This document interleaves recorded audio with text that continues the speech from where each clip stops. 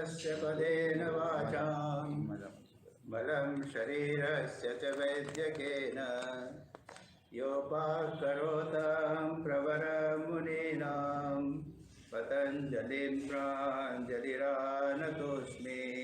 तो अब हमने पतंजलि योग सूत्र के तृतीय अध्याय का प्रारंभ किया था। उसमें 3 महत्वपूर्ण सूत्र है प्रारंभ में, जिसमें धारणा, ध्यान और समाधि, इन 3 की परिभाषा दी गई है। देशबंध चित्तस्य धारणा, किसी एक स्थान में, एक विषय में मन को आबद्ध रखना, इसे कहते हैं धारणा। हृदय में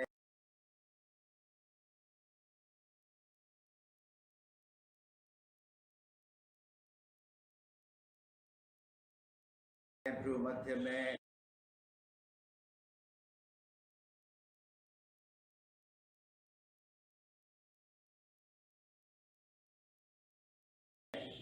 शहर में कहीं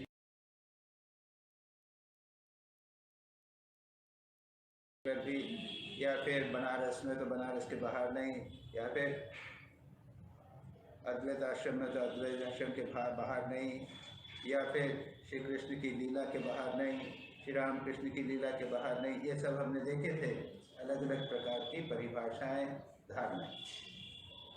उसके बाद तब वहाँ पर ही जहाँ पर मन को एकाग्र किया है, लगाया है, चिपकाया है, उसको आबद्ध किया है, उसी स्थान पर प्रत्यय एकतानता, वहाँ पर एक ही प्रत्यय, एक ही विषय, एक ही रूप की बराबर ध्यान बनाए रखना, एक के बाद एक वही रूप आता रहे, उसको हमने कहा था ध्यान।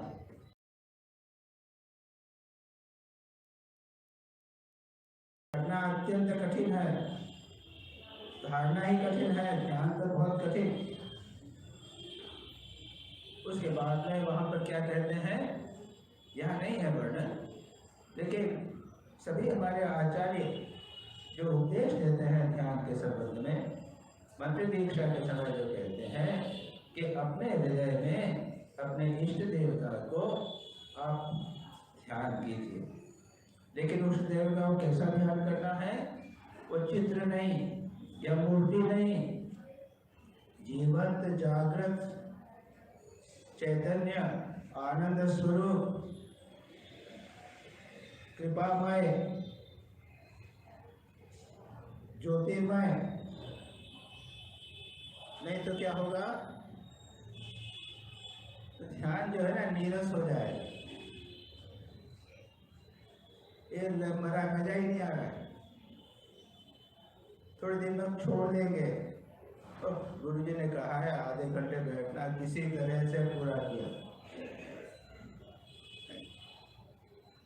ज्योतिर्मय आनंदमय, इसलिए कहते हैं श्री राम कृष्ण का और राम का कृष्ण का जितनी भी लीला है उसका अच्छी तरह चिंतन कीजिए। श्री राम कृष्ण का चिंतन करेंगे, देखेंगे श्री राम कृष्ण एक आनंदमय पुरुष थे, हमेशा आनंद में। माँ शारदा कहती है मैंने इनको निरानंद कभी नहीं देखा, हंसी मजाक नृत्य आनंद चल ही रहा है। श्री राम कृष्ण का चिंतन करें तो उससे करें। भगवान राम का भी, भगवान कृष्ण का भी ये आनंदमय है, शक्ति स्वरूप है, ज्योतिर्मय है। अपने इष्ट का इसी प्रकार से ध्यान करना चाहिए हमारे हृदय। और हृदय का ध्यान का अर्थ है वही रूप जो है वो कंटिन्यूसली बना रखे। और महत्वपूर्ण बात यह है जिसे हम प्रायः समझ नहीं पाते, और वो ये है, हम समझते हैं कि ध्यान के समय मन को किसी एक समय बांध कर रखना चाहिए। याद रखिए, अगर हम सोचें कि केवल ध्यान के समय हम अपने मन को बांध कर रखेंगे तो नहीं होगा, मुश्किल हो जाएगा। जो लोग प्रारंभ करते हैं ध्यान का, उनका ये अनुभव है कि बैठे हैं, ध्यान कर रहे हैं, 15 मिनट बाद में अचानक अरे कहाँ चला गया, ध्यान गया कलकत्ता, पता ही नहीं चला। तो ये ध्यान क्यों गया वहाँ पर? धारणा की प्रैक्टिस नहीं थी, लेकिन धारणा की प्रैक्टिस आपको अपने सभी कर्मों के समय करनी चाहिए। बहुत महत्वपूर्ण बात है।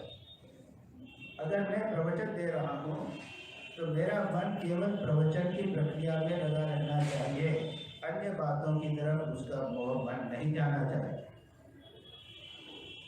अगर आप खाना बना रहे हैं तो खाना बनाते समय सारा मन खाना बनाने में लगाइए। स्नान करना है तो स्नान करना है तो पूरे मन से स्नान कीजिए। जहाँ तक योगी का प्रश्न है, उसकी धारणा सब समय होगी। इसको हम ध्यान इसलिए नहीं कह सकेंगे कि उसमें चित्तवृत्तियां कई प्रकार की होती हैं। धारणा में कई प्रकार की चित्तवृत्तियां होती हैं, लेकिन वह केवल एक ही स्थान से संबंधित होती हैं। अद्वैताश्रम तो अद्वैताश्रम से संबंधित ही चित्तवृत्तियां वही की वही उसी होती है। ये हुआ धारणा। लेकिन ध्यान में क्या होगा? फिर एक ही श्री राम कृष्ण का रूप है या राम का रूप है, कृष्ण का रूप है, वह कंटिन्यूस। तो बहुत महत्वपूर्ण बात है, धारणा सब समय करना चाहिए। हमारे जीवन में सब समय इस धारणा को करना चाहिए, अत्यंत महत्वपूर्ण है। अन्यथा आप ध्यान के समय, मेडिटेशन के टाइम जिसे हम कहते हैं, उस समय भी धारणा नहीं करते। पतंजलि तो कहते चले गए, एक वाक्य में उन्होंने एक सूत्र में देश बंधन की से धारणा कह दिया, उसके विस्तार में नहीं गए। शास्त्रकारों ने उसको केवल समझ दिया, देश का अर्थ क्या है, बंध का अर्थ क्या है, ये थोड़ा सा उन्होंने, लेकिन उसके आगे वो भी नहीं गए। यहाँ पे ये मेरे पास हरिहर आनंद हरिन की टीका है, उन्होंने धारणा के ऊपर कुंडलिनी का बहुत सारा वर्णन किया। तो वहाँ पे वे कहते हैं कि कुंडलिनी में जो जितने चक्र हैं उनको उन्होंने देश कहा। तो नाभि चक्र में मन को एकाग्र करो, अपने हृदय में करो या फिर भ्रूमध्य में करो, ये इनको उन्होंने देश कहा। कहते हमको कोई लेना देना नहीं है। और उसके बाद में तत्र प्रत्यय एकतानता ध्यानम, वो बहुत महत्व देते हैं इस देश को। और हमने भी अभी कहा है कि एक ही देश बनता है, यानी चित्त को एक ही विषय में बनाकर उस पर दबाकर रखना, इसको धारणा बहुत महत्वपूर्ण है। इसके आगे हम चलते हैं, वह समाधि की परिभाषा। अर्थमात्र निर्भासम स्वरूप शून्यमेव समाधि। उसका अर्थ क्या है? तदेव, वहीं पर केवल अर्थ बना रहे, मतलब क्या? जो हम शब्द बोलते हैं, गाय, गाय है, शब्द है, शब्द है, उसके बाद उसमें है अर्थ है। गाय यानी क्या है? एक जानवर, ऐसा ऐसा जानवर, और उसका ज्ञान। शब्द, अर्थ और ज्ञान, ये तीनों जो हैं ये हमेशा मिले रहते हैं। हम जब गाय बोलते हैं तो इन तीनों को अलग करके बोलते हैं क्या? ये तीनों मिले रहते हैं, शब्द, अर्थ और ज्ञान, ये पूरी तरह मिले रहते हैं। अब यहाँ कहा, क्या कहा है? तदेव अर्थमात्र निर्भासम। किसी भी एक विषय, प्रत्यय, गाय, गाय का आप ध्यान करेंगे तो वहाँ पर शब्द चला गया, केवल अर्थ रहा, अर्थमात्र निर्भासम।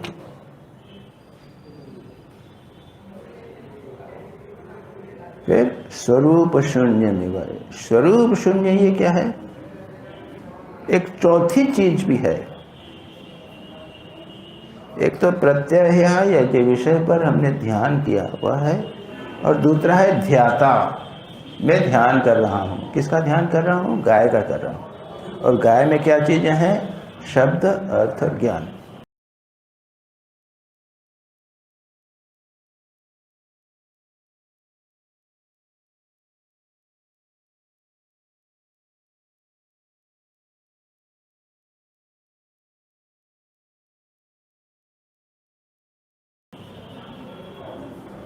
तो जब मैं ध्यान करता हूँ तो शब्द, अर्थ, ज्ञान और मैं, ये चारों चीजें बनी रहती।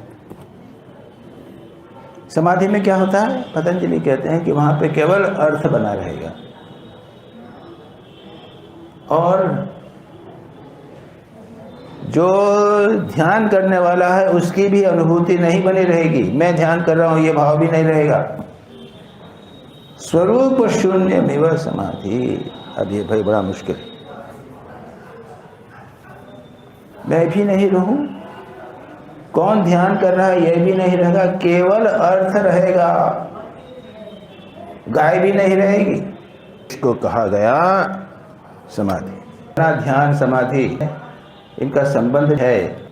वो पूर्व पुराण के अनुसार कहते हैं 12 सेकंड अगर हमारा मन किसी वस्तु में, विषय में लगा रहे तो वो होता है धारणा। 12 गुणित 12 यानी 2 मिनट 24 सेकंड, ये हुआ ध्यान। बस इतना ही है। और 2 मिनट 24 सेकंड भी हमसे होता नहीं, दुर्भाग्य। और फिर अगर कंटिन्यूसली ये 12 गुणित 12 गुणित 12, वो होगी 28 मिनट 48 सेकंड। तो यह हो गई समाधि।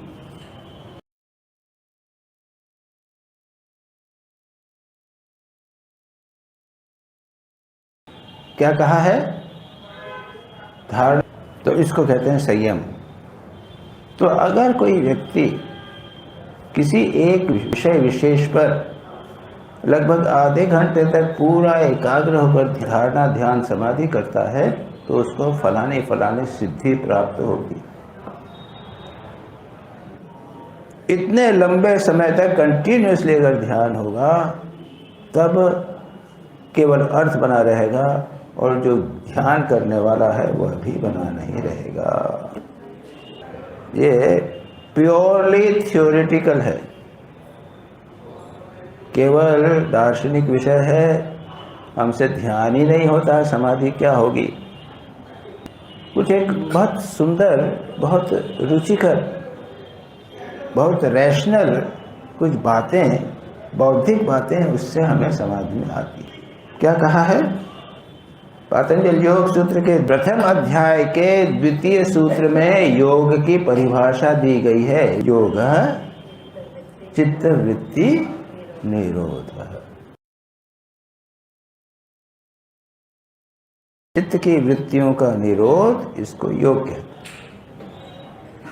हमारी चित्त इधर उधर बिखरा हुआ है, उसको रोकना, कंट्रोल करना, ये निरोध है। इसकी व्याख्या करते हुए व्यासदेव क्या कहते हैं? निरोध शब्द की व्याख्या करते कहते हैं निरोध समाधि,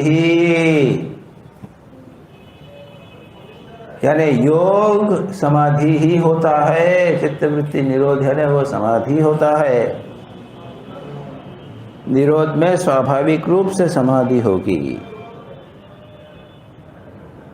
तात्पर्य ये क्या है कि जब आप 3 चीजें करेंगे, धारणा, ध्यान, समाधि, ये साधन हुए ना, और साधन के बाद सिद्धि क्या होगी? योग मिलेगा, समाधि मिलेगी। तो समाधि जो है वो साधना भी है और सिद्धि भी है। क्या ये है? प्योरली थियोरेटिकल, जहाँ इसमें हमने देखा उसके अनुसार। और चौथा सूत्र आएगा त्रयम एकत्र संयम। धारणा, ध्यान, समाधि को जब एक साथ किया जाता है तो उसको एक नाम दिया जाता है संयम। क्यों एक साथ किया कहा गया है? यम, नियम, आसन, प्राणायाम, प्रत्याहार, ये 5 अंग जो हैं वो अलग चलेंगे, कोई यम का पालन कर सकता है, नियम न भी पालन करे। कोई प्राणायाम करे लेकिन नियम नहीं करे। लेकिन ये धारणा, ध्यान, समाधि ये एक साथ ही होते हैं, भले इनका वर्णन अलग किया है अष्टांग योग के रूप में। इसलिए कहते हैं त्रयम एकत्र संयम, तीन को एक साथ मिला के संयम कहा जाता है। और इसलिए आगे आएगा कि फलानी वस्तु पर संयम करने से यह होता है, अग्नि पर संयम करने से यह होता है, सूर्य पर संयम करने से यह होता है। जो सूर्य पर ध्यान करने से नहीं कहा, सूर्य पर समाधि करने से नहीं कहा, तीनों एक साथ होते हैं। अब जो विषय है जिनका ध्यान करने से कितने प्रकार की समाधि होती है, इसका भी पतंजलि ने वर्णन किया है, जो हमने स्किप ऑफ कर दिया था शुरू में, प्रथम चैप्टर में था। 4 प्रकार की समाधि की बात कही थी।